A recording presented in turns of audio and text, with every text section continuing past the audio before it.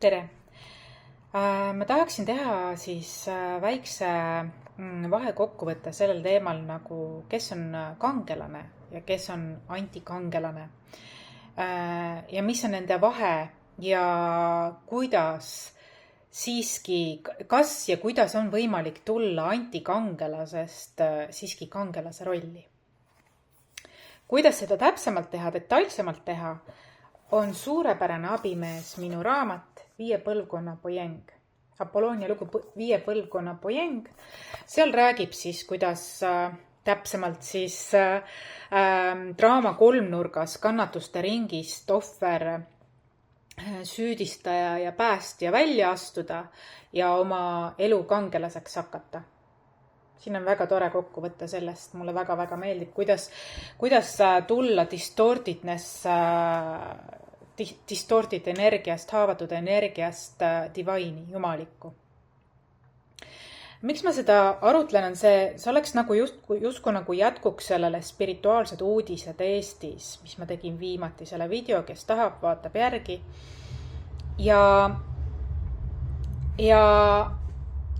tegelikult kui võtta väga konkreetselt, mis on, ma toon seda teadlikkuseks siis neile endile, kes tunnevad ennast ära selles ja neile, kes on ohvrid ja neile, keda see üldse ei puuduta, aga edaspidi on hea kaitse, eks ju.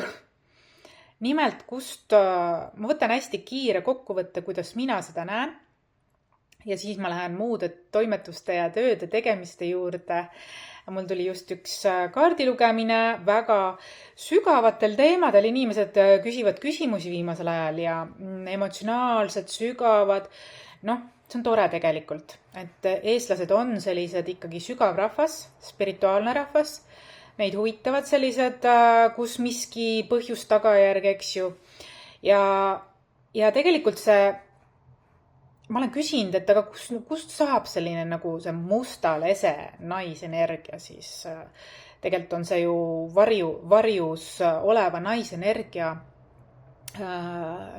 energia, et kust see alguse saab. Et loomulikult kõik saavad alguse, kõik naiste ja meeste teemad saavad alguse eelmistest eludest esiteks, aga ka lapsepõlvest. Ja ma näen ka, et kindlasti musta lese sündroom pärineb alati kogumikust, eelmiste elude kogumikust. Ja sellesse elusse toodi need kaasa ja lapsena võis olla nii, et ehk siis see on väga sügav ohver, süüdistaja, päästja ehk kannatuste kolmnurga dünaamika. Ja see on nagu läbi eelmiste elude on kannatatud ja kätte makstud nii öelda. Aga tegelikult on see olnud see kärbes läheb klaasi vastu, nagu unustab nagu justkui nagu ära ja sama nagu mustrit kordab. Ta on isegi hädas. Ja kui ta nüüd siia praegusesse ellu näiteks tuli, ma toon sulle hästi üldise, eks ju, see ei ole absoluutne tõde, see on lihtsalt kiire ülevaade, kus miski alguse saab. Ja kui ta siia ellu tuli, siis võis olla nii, et teda kiusati, väärkoheldi või mida iganes, eks ju. Et ta ei tundnud ennast üldse õnnistatuna. Ta tundis, et kannatuse otsa. Ja see on tegelikult, ja ta süüdistas kõiki teisi selles, kuid tegelikult see oli eelmiste elude pagas, mida ta oli kaasa võtnud, mida ta oli ise endale läbi eelmiste elude loonud.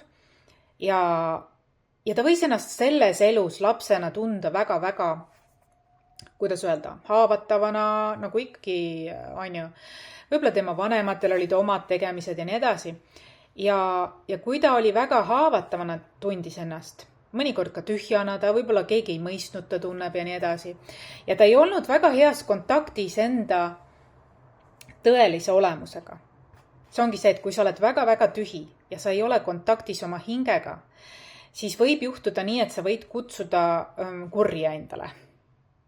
Et keegi appi endale midagi nagu, et kätte maksta, selle asemel, et teha sisetööd, selle asemel, et leida üles oma vägi, konstruktiivselt asju lahendada, oli tema korduvalt, nagu see kärbse, see läbi klaasi, läbi akna ikka korduvalt, tema tema hing otsustas valida kiirtee, ehk selle sama kärbse kiirtee, aga vaata, kiirtee ei ole päris see. See on põmm, see on ühe mustri sama see, selle asemel, et natukene taganeda ja vaadata, kus on avaus, kus on aken lahti näiteks, äkki ma saan sealt avausest, et natukene 2 sammu tagasi vaadata rahulikult ja minna siis läbi akna, võib-olla avatud oli hoopiski aken, natukene kõrval, aga sa ei näinud seda. Valisid kiirtee, ehk siis kutsusid appi endale just kättemaksu eesmärgil kellegi oma suguvõsast, kellel oli sarnane muster nagu sinul eelmistes eludes. Õigemini ta oligi sinu eelmise elu nii-öelda aspekt. Ja siis, kuna see laps oli väga-väga tühi, tal ei olnud head kontakti oma tõelise olemusega. Ta oli justkui väga tühi kest nagu. Sest ta tundis ennast tühjana, ta tundis ennast mitte keegina, võib-olla teda väga julmalt kiusati ja korduvalt, eks ju ka, väärkoheldi või mida iganes. Ma ei oska öelda, minul ei ole nii suurt kannatust seda pagasit. Ma lihtsalt olen küsinud selle kohta, sest ma tunnen huvi, kus selline asi alguse saab. Ja ta otsustas võtta siis kiirtee, kätte maksta oma kellegiga, kellel on sarnane elu eesmärk olnud läbi elude käilanud seda sama mustrit. Ehk siis aken ja kärbes. Ehk siis kiirtee, kättemaksu tee, kuid tegelikult see ei ole kiirtee. See teeb suuremat auku kaevab inimesele. See selleks. Mitte kiirtee oleks olnud tegeleda iseendaga. Mõista, uurida, tunda uudishimu, kust see kõik alguse. Miks ma olen magnet niimoodi sellistele asjadele? Kus see kõik alguse saanud on? Võib-olla see on liiga lapsele arvatavasti, see on liiga raske aru saada eelmised elud ja nii edasi. Aga see tüdruk on ju kunagi täiskasvanuks saanud, ta saab otsida vastuseid, tänapäeval on nii palju erinevaid vastuseid sellele.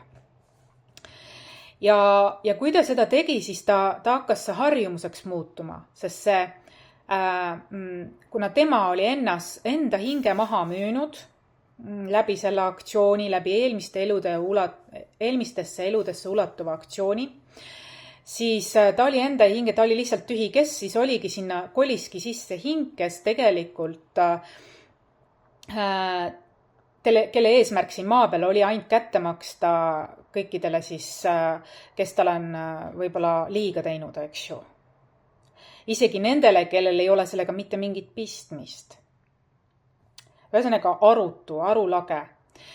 Ja ta leiab, et ta on kangelane. See on nagu see eriti peen manipulatsioon, et tema õigustab seda, et ta teeb väga õiget asja ja on kangelane. Isegi inimesed võivad surra. Nende partnerid või keegi väga lähedased see, kui nad enam talle kasulikud ei ole. See on väga-väga selline pime viha, passiiv-agressiivne viha.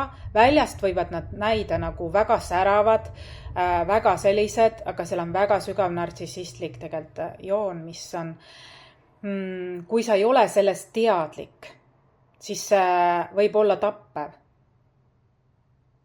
See on agressiivne tegelikult, ta ei ole passiiv-agressiivne, tegelikult on ta agressiivne. Ta on mõlemat. Ehk siis mis on, see ei ole nagu avatud, konstruktiivne viha, et istume maha, räägime läbi, kus see võis alguse saada. Eneseanalüüsi üldse ei tehta, pimesi järgitakse kellegi teise saatust, makstakse kätte kellegi teise eest. Ja see lõpmatuseni see kesta ei saa, just nagu kärbes, ta väsib ära lõpuks, eks. Selle asemel, et natukene taganeda ja vaadata, kus oli aken lahti, et sellest mustrist, sellest kannatuste ringist välja pääseda. Näiteks küsida Mariselt abi, et vaadata ühisväljas seda teemat ja tagastada see muster sinna, kuhu see kuulub. Väga paljudel on nii, et nad ei saa arugi, et nad on suguvõsas kellegi teise kohale läinud. Ja mis on põhipõhjus sellepärast, et tegelikult lapsena tunti ennast väga haavatavana, nõrgana ja taheti leida tugevust. Ja siis ongi see, et kas nad ise otsisid oma suguvõsas alateadlikult sellise kõige agressiivsema ehk pealtnäha tugeva, aga tegelikult agressiivse ja destruktiivse, et kaitset saada, aga see on antikangelane. See ei ole see õige kaitse. See ei ole see konstruktiivne kaitse, mis tegelikult lapsel vaja oleks, mida ta saaks tegelikult oma vanematelt, ja ta leiab seda ka oma suguvõsas, aga seekord mindi valele, mustalese sündroomiga mindi valele kohale. Või siis nad olid nii tühjad, et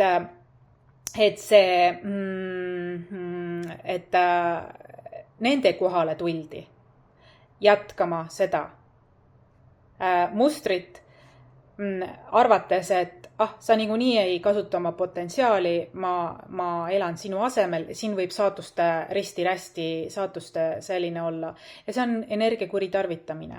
Keegi võis olla ka, selles mõttes, keegi tegi sellele mustale lesele ise niimoodi, kui tema oli laps, enne seda kõike. Mõistad, siin on saatuste selline ja see tuleb tagastada, seda on võimalik tagastada.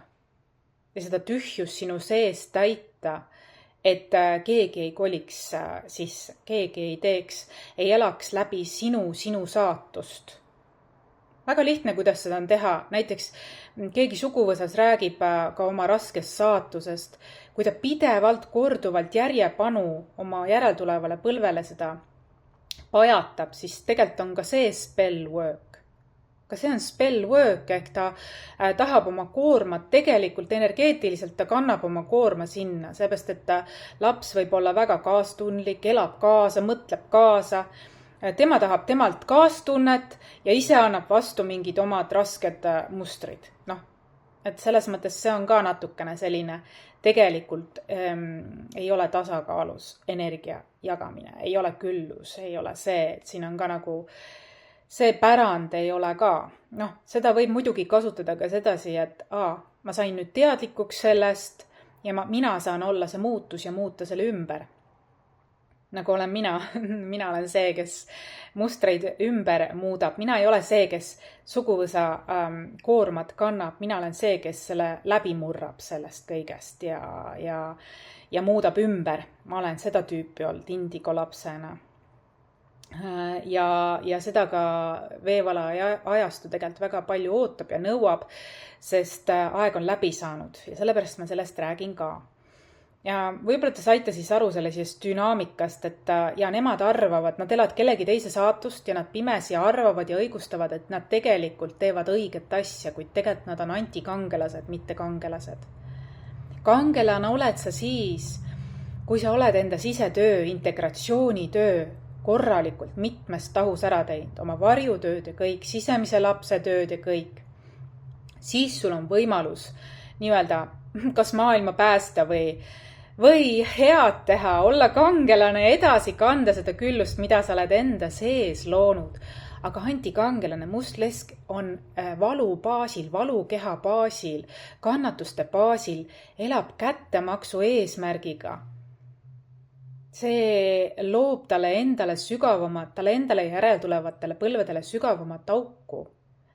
Kuniks keegi kogu selle suguvõsa peale lööb korra majja ja see muster lõhustub, katkeb, langeb igavikku. Ma näen, et seda on ühiskonnas väga palju praegu, sest kõrgvibratsioonid on nii kõrged, et sellised madalad vibratsioonid, toksilised vibratsioonid, passiiv-agressiiv, varjatud isegi kui nad on varjatud, nad plahvatavad sellise kõrgvibratsiooni juba ühisväljas selle tõttu. Nende rahulolematus plahvatab, nad ei saa sellega hakkama. Neil on ebamugav, neil on raske, neil on, mõistad, et see mõjub, valgus mõjub neile endale kahjustavad sellepärast, et nad ei saa hakkama selle negatiivsusega, mida nad on juba loonud läbi elude. See on kurb saatus, see ei ole õnnistus, aga mis ma tahan öelda seda, et see ei ole määratud nii, et see kandub edasi. Tänapäeva maailmas, veevala ajastul sellised mustrid vapsee langevad ära. Nad plahvatavad sellise kõrgvibratsiooni käes. Et uus saaks ruumi, uus saaks alguse. Aga enne kui midagi plahvatab, on hea seda mõista ka, kus miski alguse sai, et uued jusud ei saaks enam jätkuda. Mõistate? Et uues maailmas ja veevala ajastul enam selliseid mustreid enam ei korduks. Sest ma olen näinud väga paljusid, kes näitavad ennast väga eeskujulikult. Tegelikult seal on väga karmid mustrid ja nad mõnikord, nemad usuvad, et nemad on kangelased siiski. Aga kui sa ei ole sisetööd ära teinud, siis sa ei saa olla ükski kangelane, kõik käib seest välja. Aus olemisega. Kannatuste ringi kangelane on alles siis kangelane, kui ta sellest mustrist välja murrab ja hakkab eneseanalüüsi tegema, integratsioonitööd. Ja see on suuremahuline pikkad aastad. No me võib-olla mitte enam tänapäeval pikki aastaid, aga see on pühendunud töö. Tasapisi vaadata neid asju. See on kurb saatus. Öeldakse, et see on needus, mina seda needusena ei näe, mina näen mingi eelmiste elude korduv muster, see kärbse see, tegelikult on seda võimalik murda. Ja tegelikult ma näen, et see ongi see, et kui nemad seda ei murra, siis ühisväli oma kõrgvibratsioonis ja oma valgustöötajatega, nad ei pea seda isegi oma väikest pinkit selleks liigutama, vaid energia räägib enda eest. Selliste mustrit, kättemaksu mustrite aeg on ammu läbi. Kas me elame kiviajal või? Tõeenergia on niivõrd võimas ja teadlikkus ja tõeenergia. Teadlikkuse ja tõeenergia on nii võimas, et sellega negatiivsus ei saa hakkama sellega. Ta kustub, tal on raske selle kõigega hakkama saada, ta ei suuda võtta vastu valgus, see on liiga raske talle, sest ta ei viitsi enda sisse vaadata neid varjusid. Aga kui ta vaataks need enda sisse, teeks sellega tööd ja konstruktiivselt töötaks sellega, siis on hoopis teine tera, siis ta on tõesti kangelane oma järeltulevatele põlvedele, aga loodetavasti ei ole juba liiga hilja. See on kuidas musta lese sündroom, et kus see alguse saab ikkagi eelmistest eludest. Ja on hea nendest asjadest rääkida avatud kaartidega sellepärast, et tõeenergia ka aitab piiri seada ja kehtestada, et siit mingeid jususid edasi ei lähe vapsje. Et nagu cut that game, vaata tõele näkku, vaata enda sisse ja tee need asjad korda. Et väga tihti, kui nad saavad teadlikuks sellest, et jaa, mul kuidagi ebaõnn saadab mind ja draamad ja nii edasi, siis tahetakse seda pähe määrida, tahetakse saatuseid vahetada, just nagu nendega seda keegi suguvõsast tegi, kuid ei, see kukub läbi. Tänapäeva maailmas nüüd sellise energias pigem võta vastutus ise ja pööra see ümber. Ära kanna seda edasi, sest sa teed väga palju kurja iseendale ja oma suguvõsale sellega. See on antikangelane, mitte kangelane. Tegele endaga on ainuke pääsetee, päästa iseennast. Mõista, kus see tuleb ja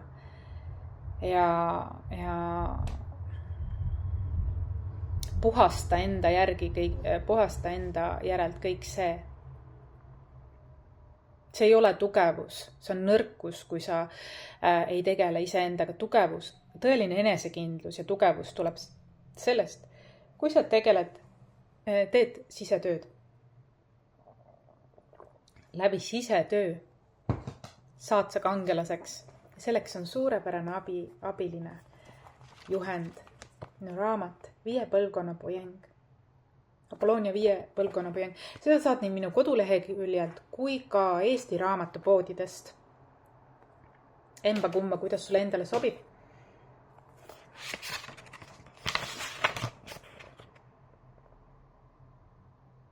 Mari Früüling on teinud selle Pojengi pildi.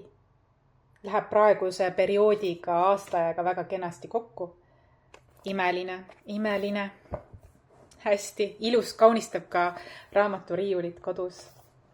Ja see on ka üks selline raamat, mida on aeg-ajalt üle vaja vaadata, olla endaga aus. Ma ei mõtle ainult musta lese sündroomiga inimestel, vaid nendel, kes kipuvad minema kannatuste mustritesse, ohversüüdistaja päästja, nagu me generatsioon on kogunenud. Aga selleks korraks kõik, kui see teema kõnetab sind, võtta minuga ühendust, räägime lähemalt.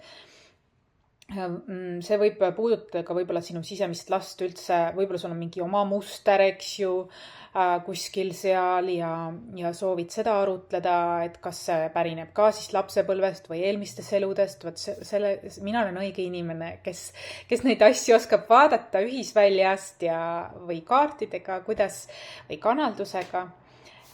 Mina olen see õige inimene, kelle poole selliste küsimustega siis pöörduda. Et saad selgus, saad rahu ja saad luua tasakaalu. Et see on kõige põhilisem, et nii enda sees, aga ka seeläbi oma lähedaste ja ühisväljas. Sa koristad, sa puhastad, sa võtad vastutuse enda jalajälje eest. Vot see on kangelane. Armastan sind, nägemist.